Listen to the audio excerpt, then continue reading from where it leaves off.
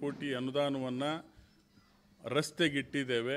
ಈ ಮಳೆ ಹೆಚ್ಚಾಗ್ತಿರೋದ್ರಿಂದ ಆ ಕಾಮಗಾರಿ ಪ್ರಾರಂಭ ಮಾಡಿಲ್ಲ.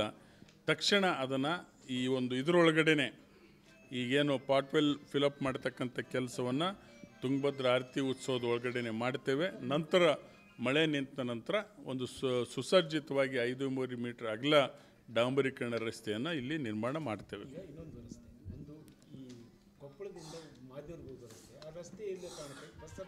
ಬಂದ್ ಮಾಡಿದ್ರು. ಅಲ್ಲಿ 2 ಹಳ್ಳ ಬರ್ತದೆ, ನಿಮಗೆ ಗೊತ್ತಿರಬೇಕು. ಆ ರೋಡ್ ಆ ರಸ್ತೆಗೆ 2 ಹಳ್ಳ ಬರ್ತದೆ. ಹಳ್ಳ ಹೆಚ್ಚು ನೀರು ಹರಿದಿರೋದ್ರಿಂದ ಹಳ್ಳ ಹಾಳಾಗಿದೆ. ಈಗಾಗಲೇ ಅದಕ್ಕೂ ಕೂಡ ಅನುದಾನವನ್ನು ಇಟ್ಟಿದ್ದೇವೆ. ನಿನ್ನೆ ಇಂಜಿನಿಯರ್ಗಳು ಗುತ್ತಿಗೆದಾರರು ನೋಡ್ಕೊಂಬಂದಿದ್ದಾರೆ. ಅದು ಕೂಡ 2-3 ದಿನದಲ್ಲಿ ಕಾಮಗಾರಿ ಪ್ರಾರಂಭ ಆಗ್ತದೆ.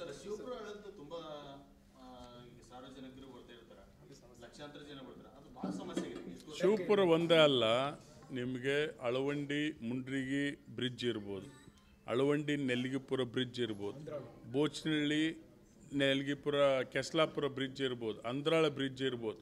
ಇವು ಹಳ್ಳಗಳಿಂದ ಹೆಚ್ಚು ನೀರು ಬರೋದ್ರಿಂದ ಎಲ್ಲ ಬ್ರಿಡ್ಜ್ಗಳು ದುರಸ್ತಿ ಮಾಡಬೇಕಾಗಿದೆ. ಸರ್ಕಾರದ ಪ್ರಸ್ತಾವನೆಯಲ್ಲಿ ಇವೆಲ್ಲ ಕೂಡ ಇದೆ.